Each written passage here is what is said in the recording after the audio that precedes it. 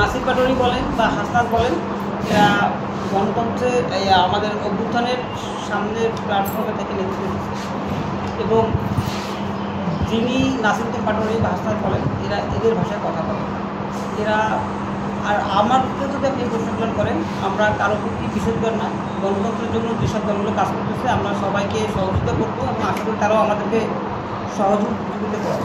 আর সেক্ষেত্রে আমরা কোনো ব্যক্তির দায় বলেন এইগুলোর ক্ষেত্রে আমরা কখনোই নিতে পারবো। আমার নিজের থেকে চাওয়া সেটা হচ্ছে আমি রাজাপুর কাঠাইলের জন্য একটা অ্যাপস তৈরি করবো, যে অ্যাপসের মাধ্যমে মানুষজন ফ্রিতে সেবা নিতে পারবে।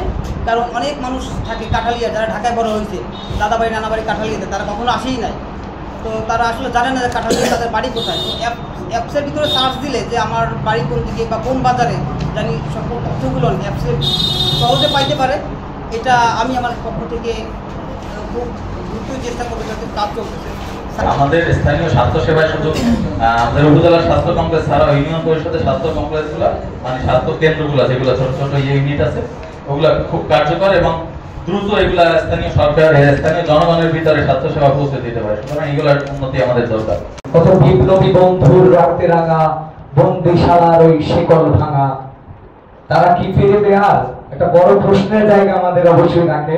আমি আস্তে আস্তে আলোচনা করছিলাম, আমাদের এজন্য আরো সদল বলে সকলে একত্রিত হয়েছে। আমরা এই জায়গায় আছে আমাদের ফুলদারি ইউনিয়নে অনেক গুচ্ছ গ্রাম আছে, তারপরে আর কি এমনি আছে যে অনেক গরিব, যাদের আর কি নিজের এমনি থাকার জায়গা আছে কিন্তু কবরস্থান টাইপের কিছু নাই, যে আর কি কবর নিবে বা কবর দিবে এমন।